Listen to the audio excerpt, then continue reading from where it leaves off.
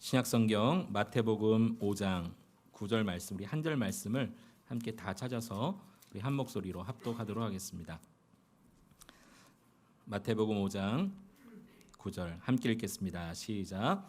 화평하게 하는 자는 복이 있나니 그들이 하나님의 아들이라 일컬음을 받을 것이미요. 아멘.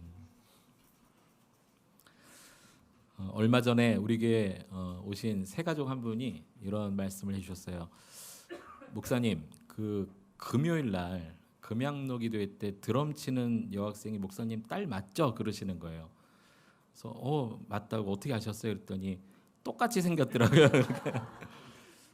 우리가 코로나 지나면서 한동안 마스크를 다 쓰고 예배를 드렸는데 이제 뭐 올해부터는 마스크를 이제 자유롭게 하다 보니까 저희 딸이 금요일 날 이제 드럼을 치는데 마스크를 이제 최근에는 많이 벗고 치다 보니까 보면서 누구 닮았는데 이렇게 생각하셨대요. 가만히 보니까 저를 닮았더라는 거예요. 근데 저만 그런 게 아니라 우리 교회 집사님들 자제분을 보면 완전 붕어빵 가족이 몇 가족 계세요. 영락없이 아버지, 영락없이 어머니 얼굴이더라고요. 참 이 DNA는 놀랍습니다. 자식의 아버지를 닮는 DNA는 정말 설명할 수 없는 놀라운 신비 자체죠. 제가 사진을 좀 하나 보여드리겠습니다. 앞에 앉아 계신 분은 저희 돌아가신 할아버지, 목사님이셨던 할아버지와 할머니, 가운데는 막내 고모고요. 왼쪽에는 이제 큰 고모고, 뒤에 서 계신 분은 세 아들인데 1번, 2번, 3번 중에 누가 저희 아버지일까요? 한번 맞춰보세요. 네? 자, 한번 거수로 하겠습니다. 1번이다.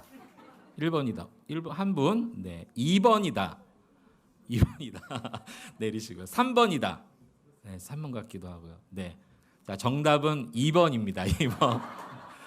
자, 다음 사진을 보여드리면요. 저희 아버지와 얼마 전에, 몇 년 전이죠. 몇 년 전에 이렇게 찍은 사진인데요.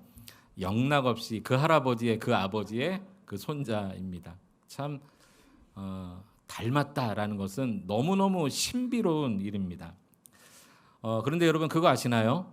여러분은, 우리 모두는 닮은 분이 있습니다. 바로 하나님이십니다. 우리는 하나님을 닮았습니다.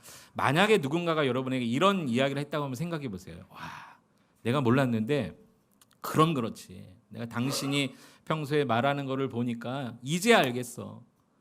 당신이 행동한 걸 지금 다시 한번 상기해 보니까 이제 알겠어. 당신이 정말 하나님을 믿는 사람이었구나. 이런 말을 듣는다면 얼마나 좋을까요? 내가 굳이 하나님의 자녀라고 말하지 않아도 누군가 나를 보면서 당신이 하나님의 자녀인 게 분명합니다 라고 말을 해준다면 그 말보다 축복의 말이 있을까요? 근데 성경에는 여러분 놀라운 선포가 있습니다. 창세기 1장 26절 27절에 보면 이렇게 선포하고 있어요. 우리 같이 한번 두 말씀을 읽어보겠습니다. 시작. 하나님이 이르시되 우리의 형상을 따라 우리의 모양대로 우리가 사람을 만들고 그들로 바다의 물고기와 하늘의 새와 가축과 온 땅과 땅에 기는 모든 것을 다스리게 하자 하시고 하나님이 자기 형상 곧 하나님의 형상대로 사람을 창조하시되 남자와 여자를 창조하시고. 이 두 절에 두 번이나 반복되는 단어가 있습니다. 바로 형상이란 단어예요. 형상. 하나님께서 삼위일체 하나님께서 세상을 창조하실 때 특별히 사람을 지으실 때는 우리의 형상과 우리의 모양대로 사람을 만들자 계획하셨어요. 그리고 하나님의 형상대로 사람을 지으시되 남자와 여자로 지으셨다라고 성경은 놀랍게 선포하고 있습니다. 즉 우리가 하나님을 닮았다라는 거예요. 하나님을 닮았다. 근데 방금 읽은 이 창세기 1장 26절, 27절 두 절 말씀을 통해서 우리가 알게 되어지는 몇 가지 사실이 있습니다. 첫 번째 알게 된 사실은 뭐냐면 우리가 어떤 존재로 지어졌는가라는 것을 알 수 있어요. 우리가 어떤 존재로 지어졌는가. 아까 읽었던 말씀 하나님의 형상과 모양대로, 이 말의 의미가 어떤 말이냐면요. 이 형상이라는 단어는요.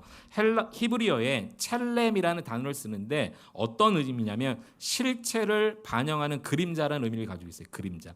여러분 코끼리 모양의 그림자를 딱 보면 실체를 안 봐도 뭐란 거 알 수 있어요? 저 코끼리구나 알 수 있어요.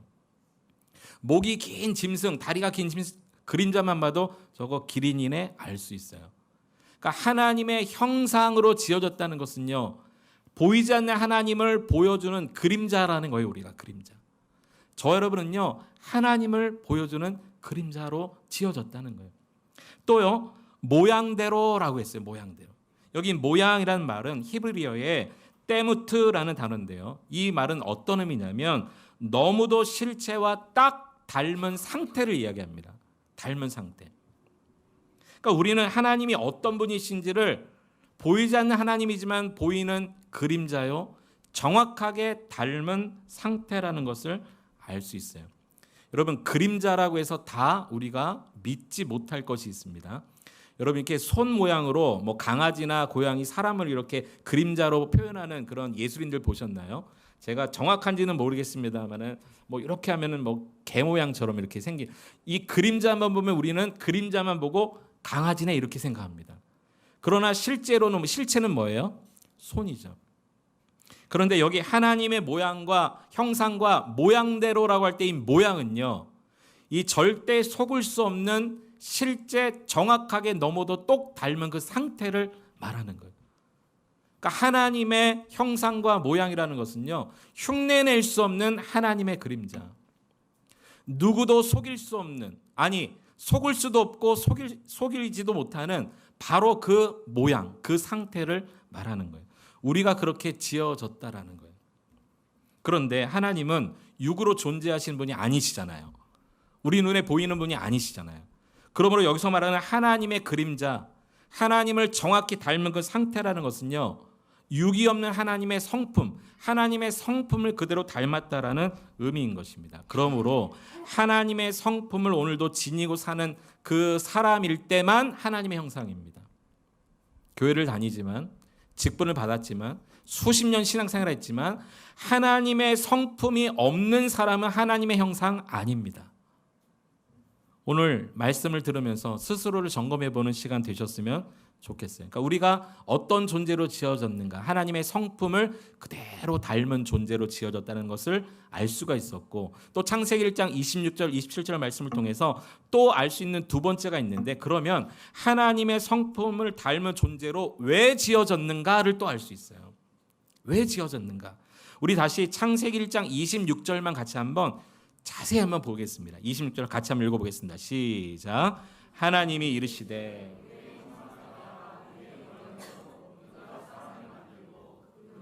바다의 물고기와 하늘의 새와 가축과 온 땅과 땅에 기는 모든 것을 다스리게 하자 하시고, 삼위일체 하나님께서 우리의 형상을 따라 우리 모양대로 우리가 사람을 만들고, 그 다음 단어가 그들로라고 그랬습니다. 그들로. 다시 말해서 하나님의 성품을 그대로 반영하고 사는 그들로 하여금 바다와 하늘과 땅의 모든 것을 다스리게 하자. 이게 하나님의 성품을 닮은 사람들을 이 땅에 만드신 이유입니다. 우리가 왜 하나님의 성품을 닮은 존재로 지어졌습니까? 모든 것을 다스리게 하기 위해서. 그러나 사실 아담과 하와 죄짓기 이전에 그렇게 다스리며 살았죠. 그러나 죄가 들어온 이후에 하나님의 형상이 깨어지고 만물을 다스리는 그 모든 관계가 깨어지고 말았습니다. 그러나 원래 하나님이 하나님의 형상으로 사람들을 창조하실 때의 목적은 하나님의 성품을 닮은 그 성품으로 세상을 다스리게 하기 위함이에요. 힘도 아니고 권력도 아니고 사람도 아닙니다. 하나님의 성품으로 세상을 다스리게 하시기 위한 것이 하나님이 우리를 만드신 목적이라는 거죠. 그러니까 분명한 것은 우리는 하나님의 성품을 닮은 존재로 지어졌다는 것과 하나님의 성품을 가지고 세상을 대해야 한다는 것입니다. 여러분, 하나님의 성품을 가지고 가족들을 대하십니까? 일터에서 사람들을 대하십니까? 세상을 그렇게 바라보십니까? 하나님의 성품을 가지고 온 만물을 바라보십니까? 심지어 태양을 바라보더라도, 하늘에 뜬 달을 바라보더라도, 나무 한 그루를 바라보더라도 하나님의 성품을 가지고 바라보느냐라는 거예요. 이게 원래 죄짓기 이전에 우리를 향하신 하나님의 목적이었어요. 그럼 오늘 우리가 반드시 점검해야 됩니다. 내 안에 여전히 하나님의 성품이 흐르고 있는가? 하나님의 성품이 남아있는가? 그래서 오늘 저는 본문 말씀 마태복음 5장 9절을 통해서 하나님의 성품이 무엇인지를 묵상하는 가운데 깨닫게 되었어요. 내 안에 남아있어야 되는 하나님의 성품, 내 안에 흘러가야 되는 하나님의 성품이 무엇인지, 하나님을 닮은 형상이 어떤 것인지를 알게 되었어요. 그런 의미에서 오늘 본문 마태복음 5장 9절을 다시 한번 읽어보겠습니다. 함께 읽어보겠습니다. 시작. 화평케 하는 자는 복이 있나니 그들이 하나님의 아들이라 일컬음을 받을 것이며. 도대체 하나님을 닮은 하나님의 형상과 모양대로 지어졌다는 선포도 놀라운데 더 놀라운 선포가 오늘 본문에 있어요. 닮았다는 정도가 아니라 하나님의 아들이래요. 하나님의 아들 그러면 예수 그리스도밖에 우리는 생각할 수가 없는데 성경의 선포, 특별히 하나님의 아들로 오신 그분의 선포가 뭐냐면 하나님의 아들이라고 일컬음을 받는 때가 있다는 거예요. 화평케 하는 자는, 이렇게 말하고 있어요. 아니, 하나님을 닮은 것도 나는 너무너무 감당치 못하겠는데 하나님의 아들이라니, 하나님의 아들이라니 너무 놀라운 선포 아닙니까? 그런데 화평케 하는 삶을 살 때만 그렇다라는 거죠. 즉 하나님을 닮은 존재, 하나님의 자녀, 하나님의 아들은 누구인가? 화평케 하는 자인데, 그러므로 하나님의 성품은 화평이라는 것을 알 수 있어요. 하나님의 성품이 뭐라고요? 화평입니다. 하나님의 성품은 화평이에요. 우리는 두 가지 측면에서 화평을 만들어내는 삶을 한번 생각해 보고자 합니다. 첫 번째는요, 공동체적인 측면에서 어떻게 화평을 만들어낼지 한번 생각해 보셨으면 좋겠어요. 공동체적인 측면. 저는 개인적으로 성격이요, 생긴 것처럼 비슷하게 좀 둥글둥글합니다. 예. 여러분, 니글니글거린 거랑 둥글둥글거린 다른 겁니다. 그러니까 이상하게 쳐다보지 마시고 둥글둥글해요. 그러니까 웬만하면 인간관계 속에서 원수를 안 만들려고 합니다. 어떤 관계가 어려워지면 대부분 풀려고 해요. 하루를 넘기기 전에.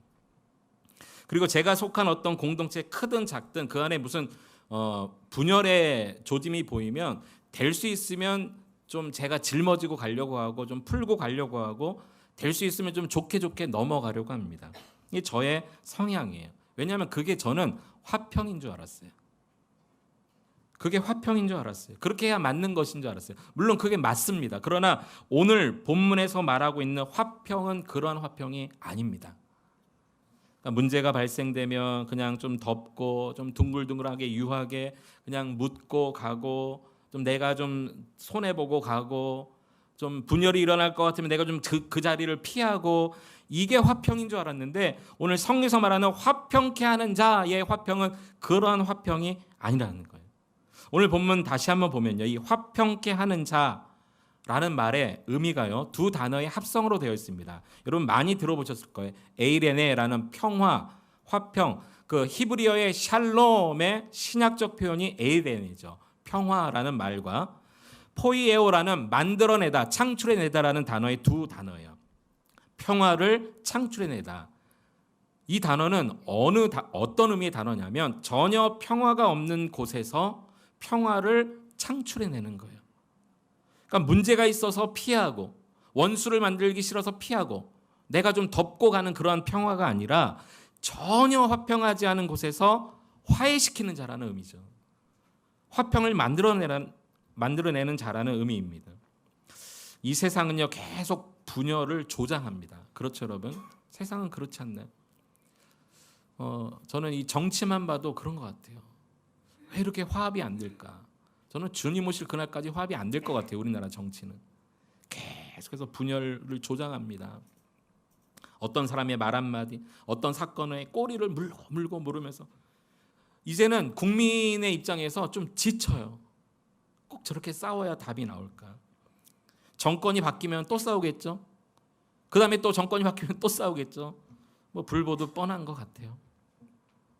여러분, 오히려 세상은 이렇게 계속 분열을 조장하는데 하나님을 닮은 사람, 하나님의 아들, 하나님의 자녀, 하나님의 모양과 형상대로 지음받은 저와 여러분들은요, 삶의 방식이요, 트러플 메이커가 아니라 피스 메이커가 되어야 한다는 거예요.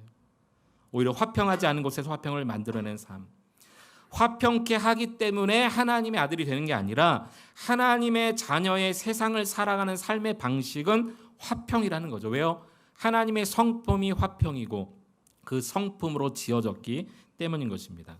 저는 신약 인물 가운데 바나바가 가장 화평의 사람이 아니었나 생각되어집니다.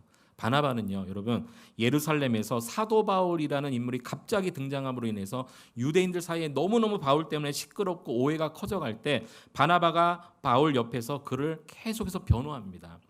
그 말씀이 사도행전 9장 26절 27절에 나오는데요. 바나바가 도대체 사울을 옆에서 어떻게 했는지를 한번 읽어보도록 하겠습니다. 우리 사도행전 9장 26절 27절 같이 읽어봅니다. 사울이 예루살렘에 가서 제자들을 사귀고자 하나 다 두려워하여 그가 제자됨을 믿지 아니하니 바나바가 데리고 사도들에게 가서 그가 길에서 어떻게 주를 보았는지와 주께서 그에게 말씀하신 일과 다메섹에서 그가 어떻게 예수의 이름으로 담대히 말하였는지를 전하니라.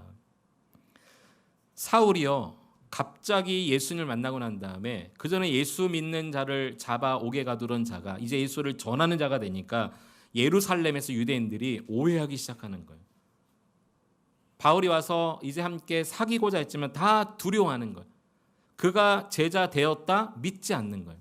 그러자 바나바가 여기 보십시오. 27절에 보면 데리고 사도들에게 갔다 그랬어요. 여러분 한번 생각해 보세요. 상상해 보세요. 바나바가요, 이 제자들이 함께 모여 있지도 않을 거 아닙니까? 각 집에 있을 수도 있는데 베드로의 집에 갑니다. 문을 두드리고 베드로. 그리고 지금 사울을 데리고 와서 베드로가 또 오해하지 않겠습니까? 왜 이 사울이라는 사람 내 앞에 데리고 왔냐? 그럼 또 설명하는 거예요. 사실 그게 아니라 사울이 예전에는 그런 사람이었지만 지금 예수님을 만났네.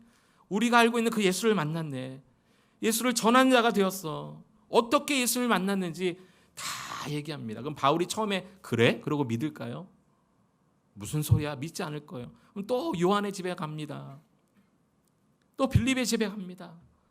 한 번 갔을까요? 두 번, 세 번 갔을 거예요. 사도들이 모일 때 또 데려와서 설명했을게요.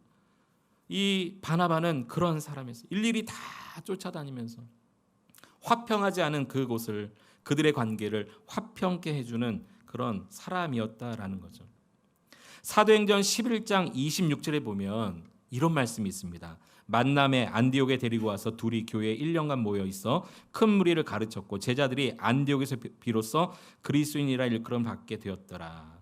지금 무슨 말이냐면 이러한 바나바, 바울을 제자들과 한 마음이 될 수 있도록 옆에서 계속 화평의 사도로 사역했던 이 바나바를 이번에는 사도들이요 안디옥으로 보낸 거예요. 예전에 우리 안디옥 교회에 대해서 함께 나눌 때 이 말씀 나누지 않았습니까? 그를 안디옥에 보냈더니 안디옥에서 바울과 함께 무리를 1년간 가르쳤더니 비로소 최초로 안디옥 교회 성도들이 그리스도인이라고 일컬음 받았대요.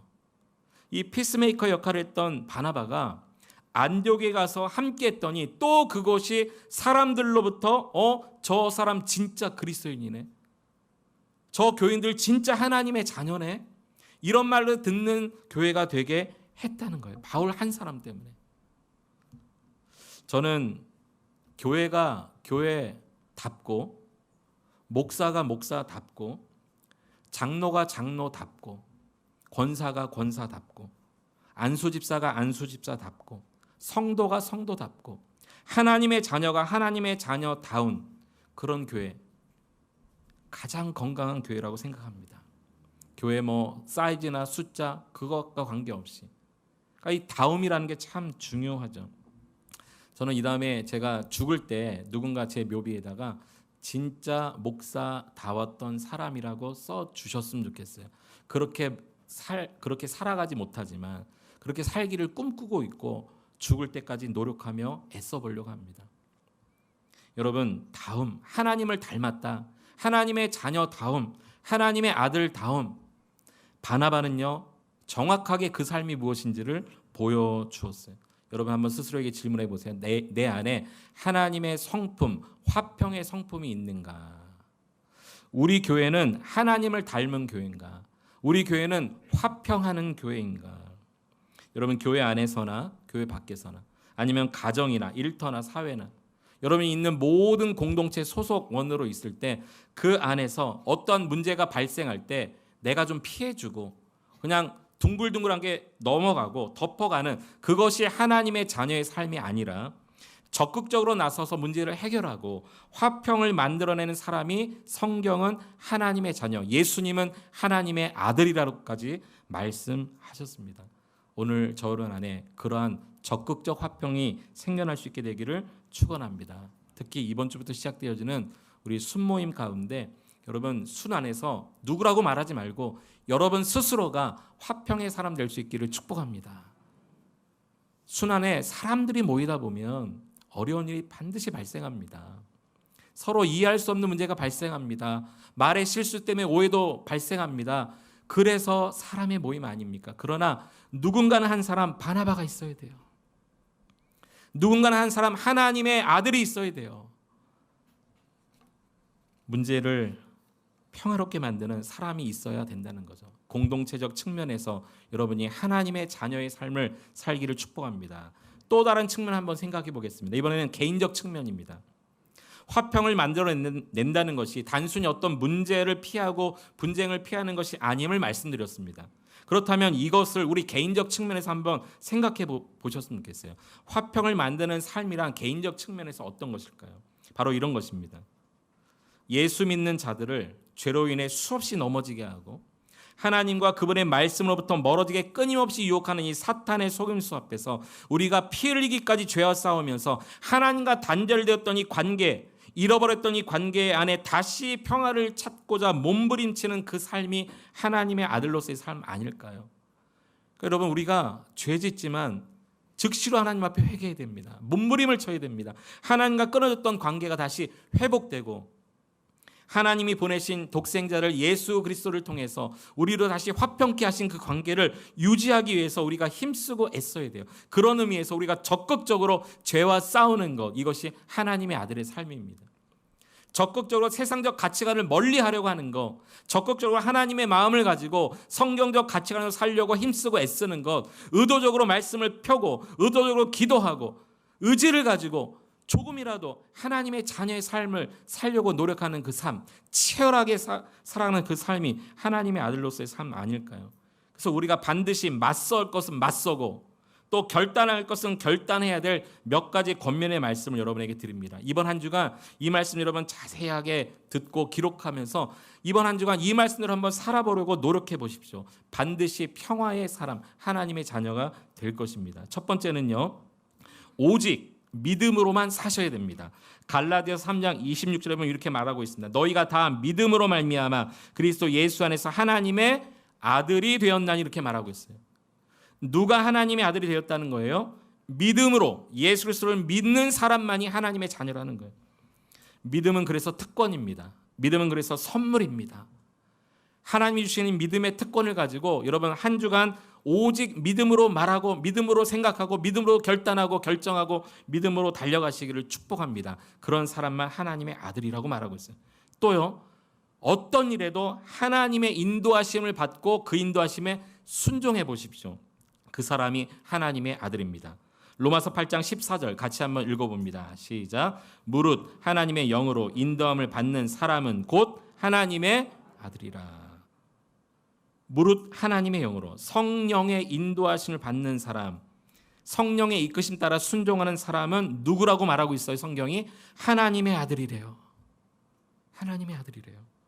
이번 한 주간 여러분 어떤 결정할 것이 있다면 하나님 앞에 먼저 기도하고 하나님이 주시는 마음, 성령이 주시는 마음에 순종하며 그 인도하심을 받아 살아가시기 바랍니다. 그 사람만 하나님의 자녀입니다. 또요, 삶의 우선순위를 분명히 하는 사람이 하나님의 자녀입니다. 마태복음 4장 3절 예수님께서 마귀에게 시험 받으셨던 첫 번째 시험 내용에 보면 이런 내용이 납니다. 사탄이 물어보는 거예요. 내가 만일 하나님의 아들이거든이라고 하면서 이 돌들로 떡덩이가 되게 하라. 이렇게 시험하지 예수님께서 바로 다음 절 4장 4절에 이렇게 답변하십니다. 사람이 떡으로만 살 것이 아니요 하나님의 입으로부터 나오는 모든 말씀으로 살 것이라. 즉 하나님의 자녀는 육신의 양식이 우선순위가 아니라 영의 양식인 하나님의 말씀이 우선순위인 사람. 이것을 사단 앞에서 예수님은요, 하나님의 아들은 말씀으로 사는 자라는 그 말씀을 선포하시면서 우리에게 가르쳐 주셨어요. 이번 한 주간 여러분, 우리가 육을 위해 살아가는 것이 아니라 하나님의 말씀으로 살아가는 여러분 될 수 있기를 축원합니다.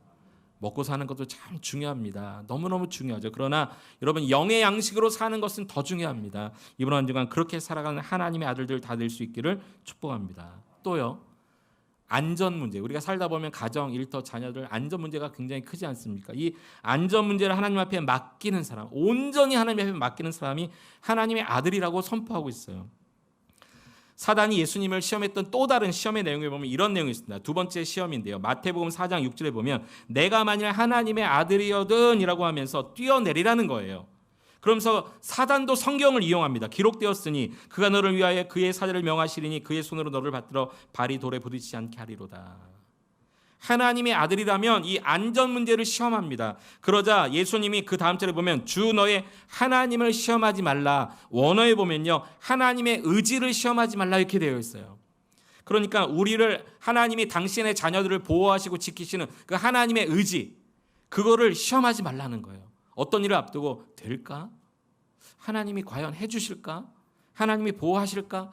이 상황인데도 함께 하실까? 이렇게 하나님이 우리를 향하신 그 하나님의 의지를 시험하지 말라라는 거죠. 예수님은요, 이 사단의 시험, 하나님의 아들이라면 뛰어내리라라는 시험 앞에서 과감하게 뛰어내림으로 말미암아 아들로서를 증거한 것이 아니라 하나님을 시험하지 말라라는 그 말씀을 통해서 아들 되심을 보여주셨어요. 또요, 성경에 보면 누가 하나님의 아들인가? 자기 십자가를 지는 사람이 하나님의 아들이라고 말하고 있어요. 마태복음 27장 40절에 보면 이렇게 말씀하고 있습니다. 성전을 헐고 사흘에 짓는 자여 내가 만일 하나님의 아들이거든. 이것은 십자가 위에서 십자가를 바라보는 많은 유대인들이 조롱한 말입니다. 자기를 구원하고 십자가에서 내려오라. 십자가 밑을 지나가는 사람들이 예수님을 손가락질하고 조롱하면서 얘기하는 거예요. 그러면서 네가 하나님의 아들이거든 내려와라 이렇게 이야기하는 거죠. 이때 예수님은 또다시 하나님의 아들로서의 증명을 십자가에서 내려오는 방법으로 증명하지 아니하시고 오히려 십자가에 달려 죽으시는 방법으로 하나님의 아들 되심을 증명해 보여주셨어요. 여러분 자기 십자가를 안 지면 편할 것 같죠. 내가 이거 안 하면 편할 것 같아요. 내가 안 맡으면 편할 것 같아요. 좋을 것 같죠. 그러나 그렇지 않습니다. 오히려 예수님은 십자가를 지심으로 하나님의 아들 되심을 보여주셨어요. 오늘 저 여러분도 우리에게 맡겨진 십자가가 있다면 내가 반드시 해야 될 일이 있다면 여러분 거부하지 마시고 피하지 마시고 도망치지 마시고 넉넉히 감당해 보시기 바랍니다. 그 사람이 하나님의 아들의 증거가 되어지는 것입니다. 이 일이 있은 이후에 예수님 십자가에서 운명하시자 성전의 휘장이 갈라졌고 지진이 일어났을 때 백부장이 이러한 고백을 합니다. 마태복음 27장 54절을 보면 백부장과 및 함께 예수를 지키려는 자들이 지진과 그 일어난 일들을 보고 심히 두려워 이르되 이는 진실로 하나님의 아들이었도다. 백부장은 알게 되었어요. 십자가에서 내려오실 때가 아니라 십자가에 달려 죽으시는 그 예수를 바라보며 정말 하나님의 아들이었구나. 여러분에게 맡겨진 십자가를 달게 질 때 세상 사람들은 여러분을 보면서 드디어 인정할 것입니다. 하나님의 아들이구나. 하나님의 자녀구나. 예수 믿는 사람 맞구나. 일컬음을 받게 될 것입니다. 마지막으로요. 주님이 나를 부르시는 그 순간까지 끝까지 이 믿음의 길에서 벗어나지 않고 믿음의 경주를 끝까지 하는 사람이 하나님의 아들이라고 선포합니다. 성경의 마지막 장인 요한계시록 21장 7절에 보면 이렇게 말씀하십니다. 우리 같이 한번 읽어보겠습니다. 시작. 이기는 자는 이것들을 상속으로 받으리라. 나는 그의 하나님이 되고 그는 내 아들이 되리라. 할렐루야. 누가 내 아들이 된다고 예수님 말씀하셨습니까? 이기는 자, 이기는 자. 이게 아주 유명한 그 이단에서 사용하는 말이라 이 단어를 쓰는 것이 좀 조심스럽습니다만은 성경에 이 단어가 그대로 표현되어 있기 때문에 말씀을 드립니다. 이기는 자, 이기는 자는요. 이 헬라어 문법에 보면 이 문법이 현재 분사로 되어 있어요. 현재 분사로 되어 있다는 말은 지금도 여전히 전쟁터와 같은 세상살이 속에서 그래도 믿음으로 살려고 힘쓰고 버티고 애쓰는 그 상태를 말하는 거예요. 과거에 이겼던 것도 아니고 앞으로 이길 사람도 아니고 지금입니다. 지금. 바로 지금. 그래도 하나님 말씀에 순종해 보려고 힘쓰고 애쓰고 비록 넘어지고 불순종하고 죄짓고 다시 실수를 반복하는 인생이지만 그래도 한번 하나님 말씀대로 믿음으로 살아보려고 주님 부르시는 그 순간까지 살아가는, 지금 그렇게 살아가는 사람, 바로 이기는 자는 우리 예수님 말씀하셨어요. 그는 내 아들이 되리라, 이렇게 말씀해 주셨습니다. 말씀을 정리합니다. 여러분은 누구를 닮으셨나요? 여러분은 누구를 닮으셨습니까? 성경은 선포합니다. 우리는 하나님의 형상대로 지어졌다. 아니, 더 나아가서 하나님의 아들이다 말합니다. 그런데 그 하나님의 형상이 바로 오늘 본문은 화평이라고 말하고 있습니다. 화평케 하는 자가 하나님의 아들이라 일컬음을 갖는다라고 말하고 있습니다. 그러므로 이번 한 주간 살아가면서 하나님의 화평이 내 안에 있는지, 그 성품이 있는지 한번 점검해 보세요. 여러분 살다가 가정에서, 일대 사람들 사이에서 나도 모르게 불쑥불쑥 화가 치밀어 오르고, 뭐 잘못해서 내 입으로 막 욕이 튀어나오고, 오히려 나 때문에 관계가 깨어지고 그런 일이 있다면 우리는 아직 하나님의 성품이 없는 진짜 하나님의 형상은 아닌 것입니다. 교회 나왔다고 하나님의 형상이 아니에요. 직분 받았다고 하나님의 형상이 아닙니다. 하나님의 화평, 이 성품이 있는 사람만 하나님의 형상입니다. 저는 간절히 바라고 기대하기를 우리 모든 성도들이 이번 한 주간 하나님의 형상으로 회복되어지시기를 축복합니다. 가정에서도 하나님의 형상이 되십시오. 부부 사이에서도 싸울 수 있죠. 관계가 어려울 수 있으나, 그러나 내가 먼저 화평의 손을 내밀어야 됩니다. 하나님의 형상이라면. 믿지 않는 남편, 믿지 않는 자녀들에게 뭘 바라지 말고 하나님의 형상인 여러분이 먼저 화평의 손을 내밀어 보세요. 그 사람이 하나님의 아들입니다. 그리고 공동체 안에서 여러분 화평을 만들어내십시오.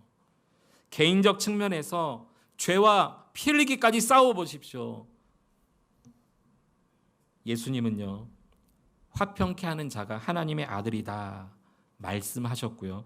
그렇게 말씀하신 그분이 직접 하나님의 아들로 이 땅에 오셔서 죄로 인해 하나님과 완전히 원수되었던 우리와 하나님과의 사이를 십자가의 피로 화평케 하신 분이십니다. 그분이 말씀하신 거면 진짜 아닐까요? 그분이 말씀하신 거면 믿어도 되는 거 아닐까요? 이번 한 주간 화평케 하는 직분, 그 하나님의 형상이 온전히 회복되어진 여러분 될 수 있기를 축원합니다.